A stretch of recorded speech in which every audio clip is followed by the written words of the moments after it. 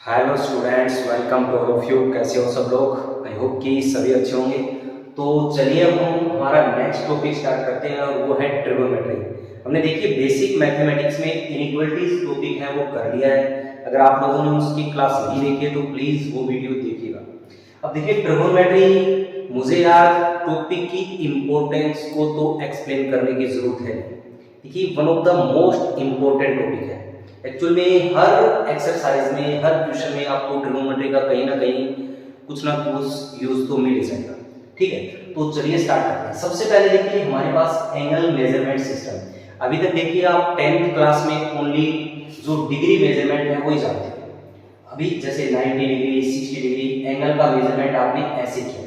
अभी हमारे पास देखिए दो मेजरमेंट सिस्टम है। पहला है सेक्साडेसिमल सिस्टम और सेकंड वन है सर्कुलर मेजरमेंट या रेडियल सिस्टम। अभी हम ज्यादा है वो रेडियल सिस्टम की बात ही करें। ठीक है, तो देखिए सबसे पहले हम समझते हैं जो सेक्साडेसिमल सिस्टम है वो क्या है। देखो जो सेक्साडेसिमल सिस्टम के अंदर हमने क्या किया है, जो एक राइट एंगल है उसको 90 इक्वल्स पार्ट में डिवाइड कर दिया। 90 इक्वल्स पार्ट्स, ठीक है ऐसे, और एक पार्ट को बोला 1 डिग्री। ओके बच्चों, तो हम बोल सकते हैं वन राइट एंगल बराबर 90 डिग्री। सो ये हमारा सेक्साडेसिमल सिस्टम है बच्चों। वन राइट एंगल बराबर 90 डिग्री। ओके, अच्छा उसके बाद में हमने क्या किया, फर्दर जो 1 डिग्री था, ये जो आपका 1 डिग्री है उसको फिर से 60 इक्वल पार्ट में डिवाइड कर दिया। ये जो 1 डिग्री है इसको अगर मैं 60 इक्वल पार्ट में डिवाइड कर दूं, सॉरी यार, यानी यहां पर मैं फिर से 60 इक्वल पार्ट में इसको डिवाइड कर दूं, तो ये जो एक पार्ट वाला इसको मैंने बोला 1 मिनट, और मिनट को ऐसे शो करते हैं। तो यहां पर हम कह सकते हैं 1 डिग्री बराबर 60 मिनट। ओके बच्चों, अच्छा आप नोट्स भी साथ साथ में बना सकते हैं। रेडीमेड की बजाय आप लिखकर बनाओगे तो वो ज्यादा बेटर रहेगा। ठीक है, अब देखिए 1 डिग्री इक्वल्स टू 60 मिनट, और उसके बाद में जो 1 मिनट है उसको हमने फिर से 60 इक्वल पार्ट में डिवाइड कर दिया। ये जो आपका 1 मिनट आया उसको मैं 60 फिर पार्ट में डिवाइड कर दूं फर्दर, और उसे बोल दूंगा 1 सेकेंड। ठीक है, तो क्या कह सकते हैं हम, 1 मिनट बराबर 60 सेकेंड। सेकंड को ऐसे लिखते हैं। सो ये हमारा बेसिकली सेक्साडेसिमल मेजरमेंट सिस्टम है। अब सपोज करो कि आपको कोई एंगल दिया है, ऐसे लिखा है, एग्जांपल लेता हूं, मैंने लिखा 15.5 डिग्री। इसका क्या मतलब है, इसका मतलब है 50 डिग्री, एंड 0.5 का मतलब 0.5 डिग्री का मतलब क्या होगा, देखो 1 डिग्री का मतलब क्या है 60 मिनट। सो ये बन गया 50 डिग्री एंड 0.5 का मतलब हो गया 30 मिनट। ओके, सो ये आपका सेक्साडेसिमल सिस्टम हो गया। अब नेक्स्ट देखिए, नेक्स्ट है हमारे पास सर्कुलर मेजरमेंट या रेडियल मेजरमेंट। देखिए ये आपके लिए अभी हमें रेडियल मेजरमेंट में ही डिटेल करना है आगे, तो इसकी हैबिट डाल दीजिएगा। सबसे पहले हम डिफाइन करते हैं 1 रेडियन। तो देखो बच्चों, ये मेरे पास कोई सर्कल है और इसकी रेडियस है r। ठीक है, अगर मैं आर्क लेंथ भी r ले लूं, यहां पर रेडियस की इक्वल आर्क लेंथ ले लिया, तो ये जो एंगल बनेगा ये बनेगा 1 रेडियन। रेडियन को उसको ऐसे करते हैं, ऊपर c लगा देते हैं। ओके बच्चों, यानी आर्क लेंथ की लेंथ अगर रेडियस के बराबर है तो जो भी एंगल बनेगा वो होगा 1 रेडियन। अच्छा, अगर आर्क लेंथ सपोज करो ऐसे है और ये रेडियस, यहां पर इसकी रेडियस r/4 है, तो ये अगर आर्क लेंथ भी r/4 है तो भी ये एंगल कितना होगा, 1 डिग्री होगा। ओके बच्चों, सो ये 1 रेडियन की डेफिनेशन हो गई। ठीक है, 1 रेडियन। अब सपोज करो यहां पर ये आप समझ ही हो आई थिंक कि रेडियस और आर्क लेंथ अगर सेम है तो जो एंगल सब्ट्रैक्ट होगा सेंटर पे वो कितना होगा, 1 रेडियन होगा। ठीक है, अब दूसरा आपको रेडियन को इंटरचेंज करना आना चाहिए, रेडियन को सेक्साडेसिमल डिग्री में और डिग्री को रेडियन में। तो इसको चेंज करने के लिए मैं एक एग्जांपल लेता हूं। देखो यहां पर मैंने लिखा इंटरचेंज की बात कर रहे हैं, चेंज करना है आपको। सपोज आपको 30 डिग्री को चेंज करना है बच्चों रेडियन में, तो आपको क्या कर देना है, 30 डिग्री को मल्टीप्लाई कर देना है किससे, पाई अपॉन 180 डिग्री से। ओके बच्चों, पाई अपॉन 180 डिग्री से हम यहाँ पर क्या कर देंगे, मल्टीप्लाई, और ये कैंसिल, ये आ जाएगा पाई बाई 6। ओके, यानी यहाँ पर हमें डिग्री को रेडियन में बदलना है, तो पाई अपॉन 180 से मल्टीप्लाई कर दिया। अच्छा, इसको हम वैसे सही तरीका तो ऐसे लिखना चाहिए, पाई बाई 6 से ऊपर रेडियन लगाना चाहिए, बट हम जो यूज करते हैं, कॉमन जो यूज होता है उसको पाई बाई 6 ही लिख देते हैं, ऊपर सी नहीं लिखते हैं। लाइक डिग्री में तो यहाँ पर हम लिखते हैं, बट ये चल रहा है ऐसे, ठीक है। अब आपको अगर सपोज पाई बाई 6 को किस में चेंज करना है, डिग्री, तो आप क्या करो, 180 डिग्री अपॉन पाई से मल्टीप्लाई करो। यहां से ये कैंसिल हो गया और ये फिर से 30 डिग्री आ गया। तो ये ध्यान रखना है आपको जो कि किसको किससे मल्टीप्लाई करना है। कहने का मतलब है अगर यहां पर डिग्री है ना, तो अपॉन में 180 डिग्री आना चाहिए, ताकि डिग्री कैंसिल हो जाए, हमारे पास पाई में रिजल्ट आ जाए। और यहां पर पाई है तो नीचे पाई आना चाहिए और 180 का फैक्टर ऊपर आ जाएगा। ओके, तो आंसर है हमारा डिग्री में आ जाएगा। सो ये तो वेरी बेसिक बात है। कौन सा, मेजरमेंट सिस्टम की बात हो गई। पहला मेजरमेंट हमने पढ़ा कौन सा, सेक्साडेसिमल सिस्टम, और दूसरा रेडियन सिस्टम। ओके बच्चों, अब हम थोड़ी बेसिक बात और कर लेते हैं जो आपने 9th 10th में की है। सबसे पहले circular arc and circular sector. ये क्या था, देखो यहां पर मैंने एक सर्कल बनाया और ये एंगल सपोज थीटा है, ठीक है बच्चों। अब हम थीटा की बात करेंगे, वो रेडियन में ही लेंगे, ठीक है। आप हैबिचुअल हो जाओ इसके, डिग्री को भूल जाओ। सो ये आर है, ये पॉइंट ए है और ये बी है। तो देखिए इसको मैं अगर ज्वाइन करूं तो ये तो लेंथ है, ये तो कोड लेंथ है, इसको हम लिखेंगे code length A B, code length A B, ठीक है। और जो आपका ये वाली लाइन है, आर्क लेंथ को कैसे लिखते हैं, ए बी ऐसे लिख देते हैं, आर्क लेंथ ए बी, ठीक है। आर्क लेंथ ए बी यहां पर क्या होगी, ये आएगी आर थीटा के बराबर। ये आपको फॉर्मूला याद करना है, आर्क लेंथ क्या होती है, आर थीटा, और यहां पर थीटा है वो इन रेडियन है, ठीक है। अब ये कोड लेंथ अगर हमें फाइंड करनी है, कोड लेंथ कैसे फाइंड करेंगे तो सीखिएगा। देखो मैं ये ट्रायंगल ले रहा हूं, ये मेरे पास ट्रायंगल है,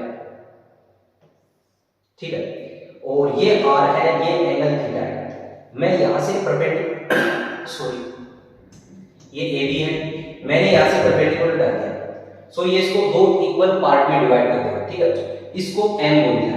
अब ये एंगल क्या होगा, थीटा बाई 2, और ये भी थीटा बाई 2। अब आपने देखो 10th में पढ़ा होगा अभी तक, अगर ऐसे राइट एंगल ट्रायंगल है और ये एंगल थीटा है, तो मुझे लिखना है इसको साइन थीटा। तो साइन थीटा बराबर क्या होता है, परपेंडिकुलर अपॉन हाइपोटेन्यूज, यानी दिस, इसको मैंने ए बी सी लिखा, तो ये आएगा ए बी अपॉन ए सी। यहां से देखिए अगर मैं यहां से साइन एंगल लगाऊंगा, पेन चेंज कर देता हूं, मैंने लिखा साइन थीटा, तो बच्चों क्या आएगा, देखिए साइन थीटा, ये एंगल थीटा है, सो इसके लिए परपेंडिकुलर है एएम, यानी एएम अपॉन में हाइपोटेन्यूज, दैट इज ये एओ, ये ओ है। सो इसको मैंने डायरेक्ट आर लिख दिया, और साइन में मुझे थीटा डायरेक्ट थीटा बाई 2 लिखना चाहिए, बिकॉज़ ये एंगल क्या है, थीटा बाई 2 है। सो यहां से एएम बच्चों क्या आ गया, ये आ गया r sine theta by 2। Okay, but यहां पर देखिए जो कोड लेंथ है वो तो ए बी है, यानी पूरी है, तो इसको 2 से मल्टीप्लाई कर देंगे। सो आपकी कोड लेंथ क्या आएगी बच्चों, ये आ जाएगी 2r sin theta by 2। Okay, so ये आप दोनों फॉर्मूले याद रख सकते हो, वैसे पहले से भी आने चाहिए आपको। सो ये तो कोड लेंथ हो गई, क्या होगी, 2r sin theta by 2, and arc length क्या होगी, r थीटा। नेक्स्ट देखिए, अच्छा इसको किसको याद करने में दिक्कत नहीं होनी चाहिए। जैसे सपोज करो कि मेरा एंगल, पूरा एंगल, सर्कल का पूरा एंगल कितना होता है, 2 पाई, तो यहां पर मैं अगर 2 पाई लगाऊंगा तो मेरे पास क्या आएगी, r इंटू 2 पाई, यानी 2 पाई r। बिल्कुल सही बात है, पूरा अगर सर्कल होगा तो उसकी ये क्या हो जाएगी, पेरिमीटर, और ये कितनी होती है 2 पाई आर। Okay next. अच्छा थोड़ी सी फिर और बेसिक बात कर लेते हैं। अगर मैं एरिया की बात करूं सेक्टर की,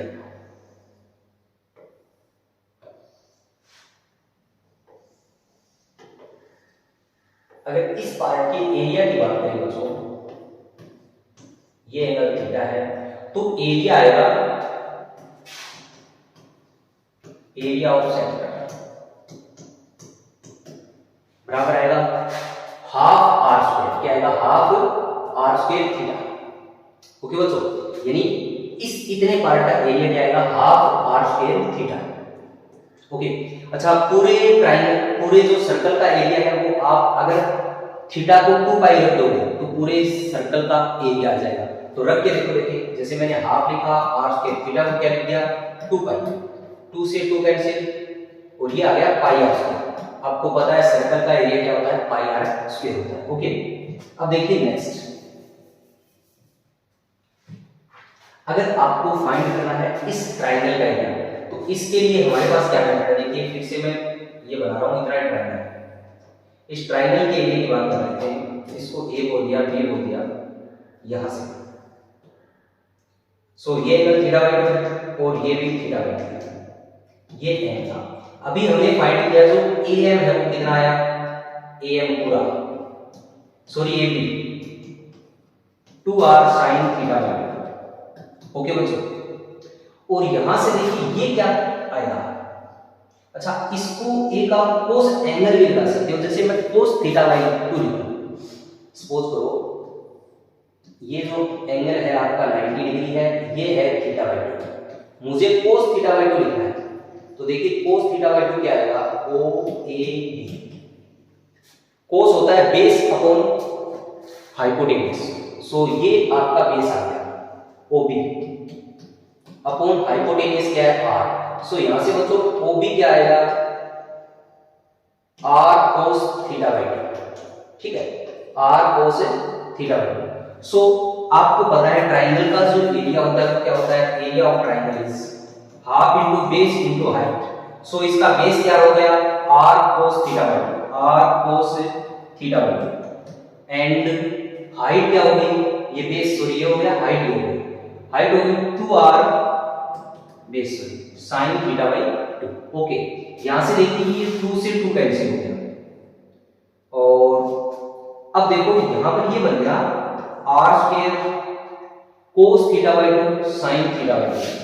अब इसके लिए देखो आपको एक फॉर्मूला सिखाएंगे अभी, आगे ट्रिग्नोमेट्री पढ़ेंगे फर्दर, तो देखिए वो सीखोगे, अभी सीखो इसको कि 2 sin theta into cos theta, ये होता है sin 2 थीटा, यानी यहां पर थीटा sin और cos मल्टीप्लाई में है, ठीक है, तो थीटा है वो आपका डबल हो जाता है sin में, और बाहर 2 लगा होना चाहिए।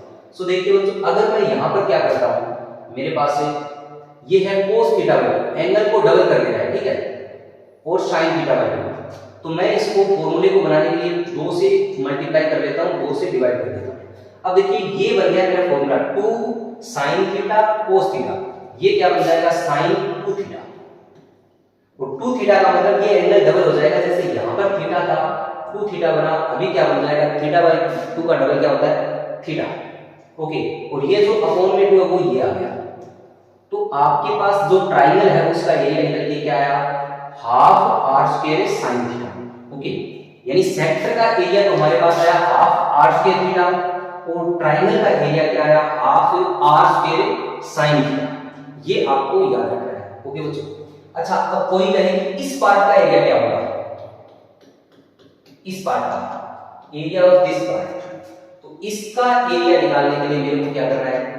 ये जो सेक्टर का एरिया है, पूरे सेक्टर का एरिया, इसमें से मैं ट्रायंगल का एरिया माइनस कर दूं, सेक्टर का एरिया क्या है? Half r square theta minus triangle का एरिया क्या है? Half r square sin theta. So ये क्या आ गया? हाफ बाहर आ गया, आर स्क्वायर बाहर आ गया, theta minus sin theta. Okay बच्चों, इसमें कोई दिक्कत होनी नहीं चाहिए, और यहां पर आपको थीटा जो है वो रेडियन में रखना है, ठीक है। सो ये बेसिक है, वैसे आपने 10th में पढ़ा होगा। अब हम एक्चुअल टॉपिक स्टार्ट करते हैं हमारा। मेजरमेंट ऑफ एंगल कन्वेंशन, यानी सबसे पहले हमें साइन कन्वेंशन का ध्यान रखना है। देखिए अभी तक आपने 10th में जो पढ़ा है उसमें हमारे पास एंगल है वो पॉजिटिव होता था, ठीक है। हम अभी तक ट्रायंगल में कर रहे थे काम, राइट एंगल ट्रायंगल कैसे करते हैं, तो ट्रायंगल में एंगल की भी हमारे पास लिमिटेशन थी, हम 90 डिग्री के एंगल तक की स्टडी करते थे। अभी आप वो एंगल है वो कितना ही बड़ा हो सकता है, नेगेटिव भी हो सकता है, वो उसके मेजरमेंट पे डिपेंड करेगा कि हम किस डायरेक्शन में उसे मेजर कर रहे हैं। ओके, अब देखिए स्टार्ट करते हैं। यानी कि मैंने ऐसे लगाया, ये आपका कार्टेशियन प्लेन है। अब देखिए अगर आप इस डायरेक्शन में मेजरमेंट करते हो एंगल का, तो ये डायरेक्शन कौन सी है, एंटी क्लॉकवाइज। तो एंटी क्लॉकवाइज मेजरमेंट है आपका एंटी क्लॉकवाइज, ये रहेगा पॉजिटिव। ओके, इस डायरेक्शन में आप अगर एंगल को मेजर करोगे तो वो पॉजिटिव होगा, और क्लॉकवाइज डायरेक्शन में जो आपका एंगल रहेगा, मेजरमेंट रहेगा, वो होगा नेगेटिव। ओके बच्चों, सपोज करो कि यहां पर एक एंगल है, ये एंगल है, आपसे पूछे कि ये यहां पर 30 डिग्री है। ओके, तो इस ये लाइन है, इसके कॉरस्पॉन्डिंग एंगल कौन सा है, तो अब तक तो 30 था। अब अगर आपने यहां से लेकर यहां तक मेजर किया है, एक पूरा साइकिल कर दिया, तो भी ये इसी लाइन के कॉरस्पॉन्डिंग एंगल है। जैसे पहली बार एंगल कितना है, 30 डिग्री है, बट अगर मैं एक पूरा साइकिल और कर दूं तो पूरा साइकिल करने का मतलब हो गया 360 प्लस 30, तो ये एंगल क्या हो जाएगा, 390 डिग्री हो जाएगा। ओके, यानी इस डायरेक्शन में आपको पॉजिटिव लेना है, और एंटी क्लॉकवाइज डायरेक्शन में ये एंगल है -30 है।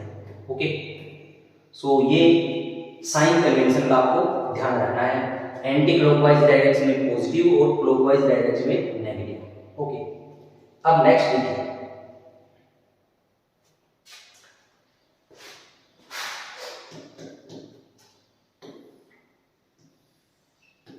नेक्स्ट क्या है, तो देखो ये आपका फर्स्ट क्वाड्रेंट है, ये वाला, ये सेकंड, थर्ड और फोर्थ। अब देखो फर्स्ट क्वाड्रेंट में जो आपके जितने भी ट्रिगोनोमेट्रिक रेशियो हैं, साइन, कोस, टेन, कोट, सेक, कोसेक, सभी पॉजिटिव होंगे, यानी और पॉजिटिव।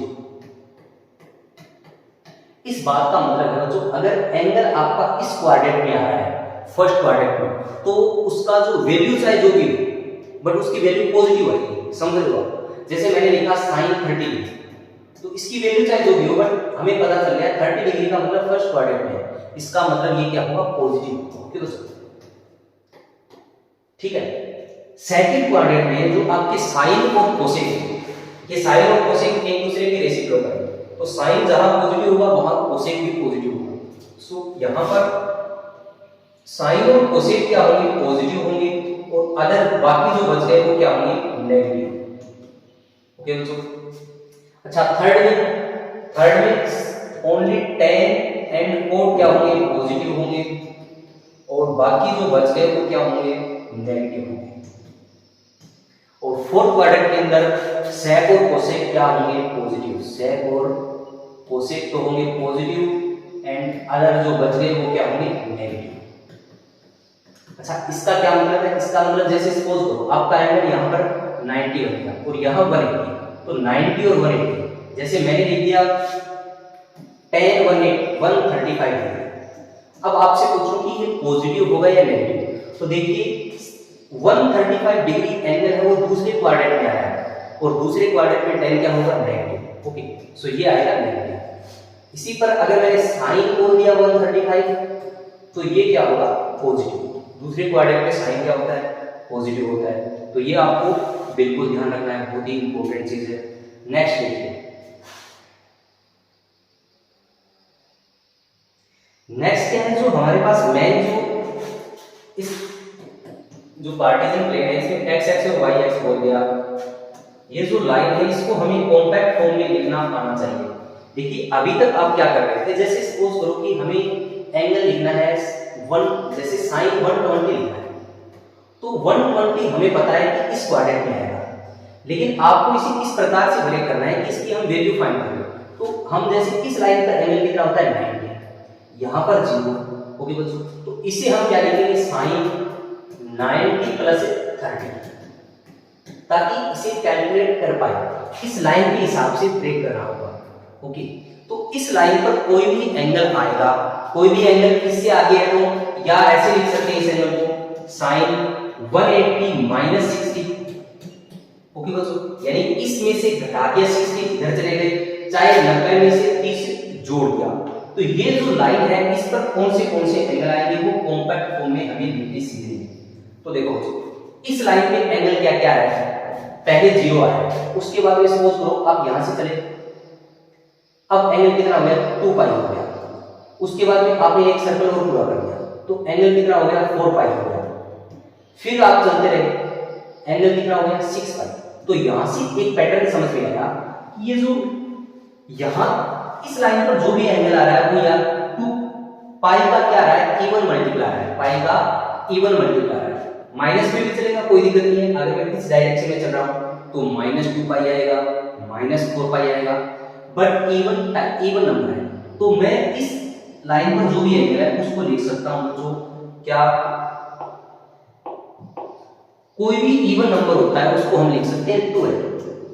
ओके, n आप कुछ भी रखो, यहां पर इवन नंबर आपको मिलता जाएगा। ओके बच्चों, तो यहां पर जो एंगल होगा वो 2n पाई टाइप का होगा।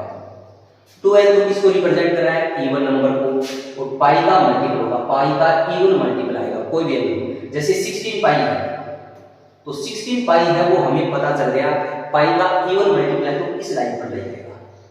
ओके बच्चों, तो इस लाइन पर जो एंगल होगा वो 2n पाई टाइप का होगा। ठीक है, अच्छा यहां पर देखिए इस लाइन पे जैसे यहां से मैं चला और यहां आ गया तो पाई आया। अच्छा दूसरी बार और बड़ा तो क्या हो जाएगा 3 पाई, उसके बाद में 5 पाई। तो मैं ये कह सकता हूं कि इस लाइन पर जो भी एंगल आ रहा है वो पाई का ओड मल्टीपल है। ओके, तो किसी भी ओड नंबर को लिखना है मेरे को तो मैं लिखूंगा 2n + 1। ओके, ओड नंबर, ये आप n को जैसे 0 रखा तो इसमें रिजल्ट दिया हुआ, n को आपने 1 रखा तो रिजल्ट आया 3, n को आपने 2 रखा तो रिजल्ट आया 5। कहने का मतलब है ये जो नंबर है ये ओड नंबर है। ओके, जहां n क्या है इंटीजर। तो यहां पर मैं अगर इस लाइन के एंगल को कॉम्पैक्ट फॉर्म में लिखना चाहूं तो मैं लिखूंगा 2n + 1 पाई। ठीक है दोस्तों, अच्छा अब यहां पर जो एंगल आ रहा है उसको सोल्व कैसे आया, वो एंगल देखिए 2n पाई तो यहां आ गया, उसमें हमने π/2 जोड़ा है, यानी 2n पाई में मैंने क्या जोड़ा है 2n पाई + पाई जोड़ा। तो ये जो एंगल आया है आपका वो यहां से मैं अगर π/2 बाहर निकालूं तो मेरे पास आएगा 4n + 1 π/2। ओके बच्चों, तो यहां का जो एंगल है वो है 4n + 1 π/2। ओके,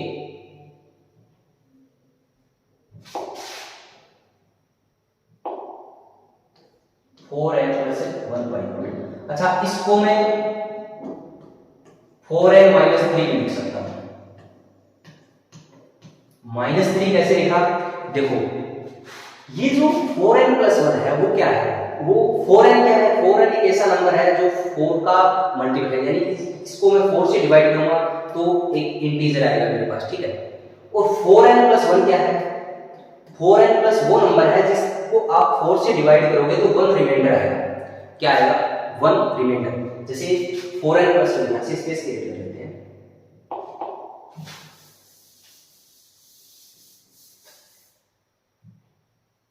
4n + 2 में क्या स्पेशलिटी है, इसका मतलब है कि आप इसे 4 से डिवाइड करोगे तो रिमाइंडर क्या आएगा 2 आएगा।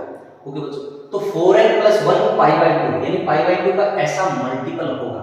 ठीक है, 4 से डिवाइड करने पर एक क्या आ रहा है रिमाइंडर बच रहा है। इसको मैं ऐसे भी लिख सकता हूं, कैसे, देखो आपने लिखा, इसको मैंने ऐसे लिख दिया 4n + 1 + 3 - 3 ऐड कर दिया, तो बच्चों ये क्या बन गया 3 और 1 4, यानी 4n + 4 - 3। अब इसे मैं क्या कर सकता हूं, ये तो खुद 4 से डिवाइड है, 4n + 4 भी 4 से डिविजिबल है, तो इसे मैंने क्या लिख दिया 4n लिख दिया -3, और यहां n और n से कोई मतलब नहीं है, तो इसका मतलब ये क्या हो गया 4n - 3 और 4n + 1 एक ही बात है। ओके बच्चों, तो ऐसा भी एंगल मिल सकता है, आप ये याद रख लो कोई दिक्कत नहीं। अच्छा इस लाइन पर जो एंगल आएगा इसी कंसेप्ट से कह सकते हो यहां पर एंगल क्या आएगा 4n प्लस 3 पाई बाई 2, या इसको मैं लिख सकता हूं 4n minus 1 pi by 2। Okay बच्चों, पाई बाई 2 का अगर ऐसा मल्टीप्लाई, यानी जैसे मैंने लिखा 11 पाई बाई 2, एंगल कहां आएगा 11 पाई बाई 2, तो आप इसे 4 से डिवाइड करो। सो 4 से डिवाइड करने पर ये 3 रिमाइंडर दे रहा है, 8 प्लस 3 ऐसा है, और ये क्या है 4n है। इसका मतलब 4n प्लस 3, ये जो एंगल मिलेगा वो आपको यहां पर मिलेगा। ओके बच्चों, वैसे भी आप मेजर करके भी देख सकते हो, कैसे,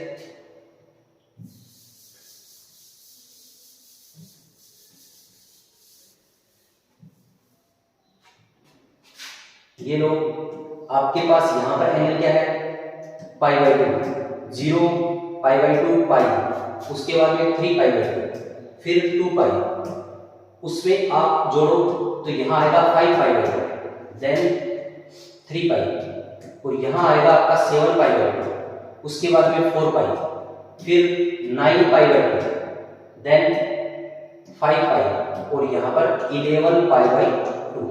ओके बच्चों, तो वैसे भी आप देख सकते हो यहां पर मैं 4 से डिवाइड करूंगा तो 1 रिमाइंडर बचेगा, तो ये इस लाइन पे लाइन करेगा। उसके बाद में यहां पर भी 1 रिमाइंडर देगा ये। ओके, और ये वाला 3 रिमाइंडर दे रहा है। सो ये जो भी नंबर है ये 4n प्लस 3 टाइप का है, पाई बाई 2 का मल्टीपल है ऐसा। तो इसकी आपको पहचान बिल्कुल आनी चाहिए। जैसे किसी भी एंगल को हमें ब्रेक करना होगा तो हम इस लाइन के अकॉर्डिंग ही ब्रेक करेंगे। जैसे मान लो कि सपोज करो आपके पास एंगल है 30 डिग्री, चलो मैंने 30 नहीं लिखी, 120 का एग्जांपल लिया, 120 डिग्री एंगल है ये वाला। तो वैसे तो 120 डिग्री 110 प्लस 10 भी होता है, लेकिन उससे हमारा प्रॉब्लम सोल्व नहीं होगा। हमें क्या करना है, उसको इस हिसाब से ब्रेक करना है कि या तो 90 प्लस लिख पाए, इस लाइन पर कोई भी एंगल है उसके हिसाब से ब्रेक कर पाए, या इस लाइन पर। ठीक है, तो जैसे छोटे एंगल है उसे तो आप देख लोगे, बट बड़ा एंगल होगा तो पहले आपको इस लाइन का एंगल देखना पड़ेगा, फिर इससे कितना आगे बढ़े हैं ले के बात ये है कि ये आपको बिल्कुल टिप्स भी होना चाहिए कि कौन सा एंगल कहां पर आ रहा है। अभी लाइन के एंगल की बात कर रहे हैं, बीच के एंगल होंगे उन्हें ब्रेक करना सीखेंगे। तो मैं थोड़े से एग्जांपल दे देता हूं आपको, जिससे आप क्विकली बता सको कि कौन सा एंगल है कहां है। ओके बच्चों, तो मैंने इस लाइन को नाम दे दिया, एक मिनट हमारे ध्यान रखने के लिए 1 2 3 4। ओके, अब एग्जांपल लिया मैंने लिख दिया 25।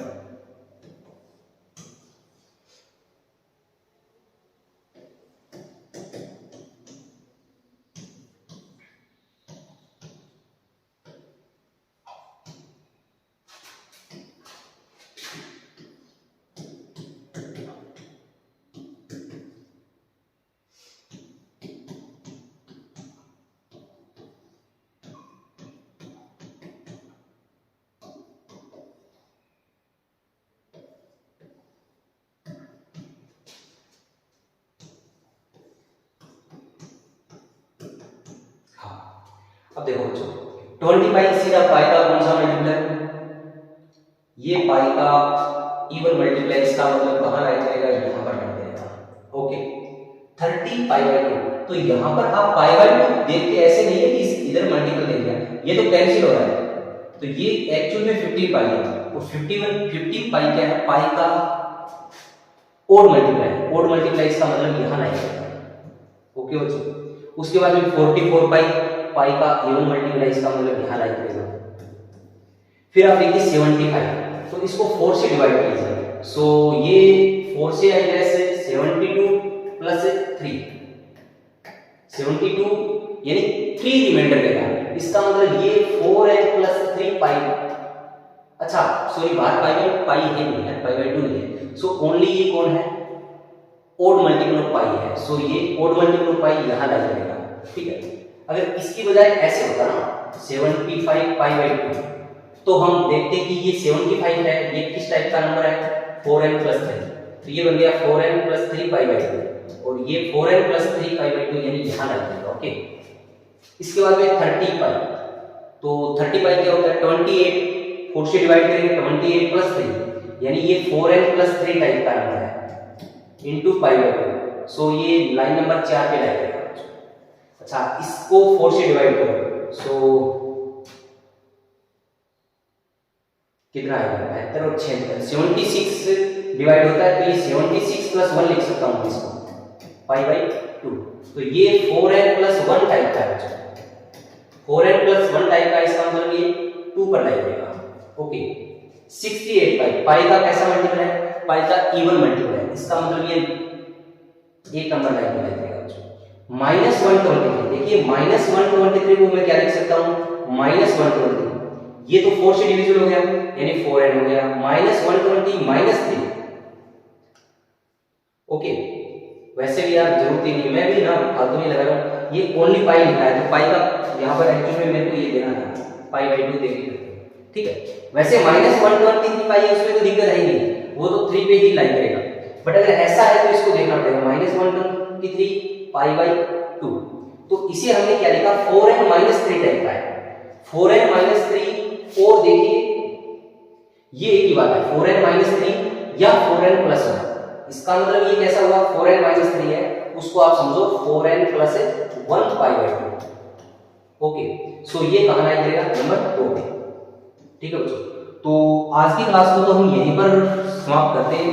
इसमें हमने बहुत ही बेसिक बातें पढ़ी है। सबसे पहले जो पढ़ा है वो आपने 9th 10th तक पढ़ा है, उसको रिवाइज करवाया है।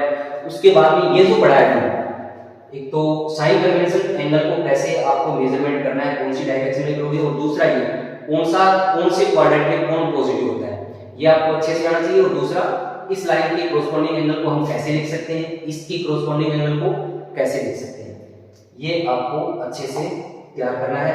बाकी हम नेक्स्ट क्लास में करेंगे। अच्छा प्लीज यार, अगर अभी तक आपने चैनल को सब्सक्राइब नहीं किया है तो चैनल को सब्सक्राइब कीजिएगा, वीडियो को लाइक कीजिएगा, कमेंट कीजिएगा, और अपने सर्कल में भी शेयर कीजिए। सब्सक्राइब जरूर कीजिएगा। Thank you.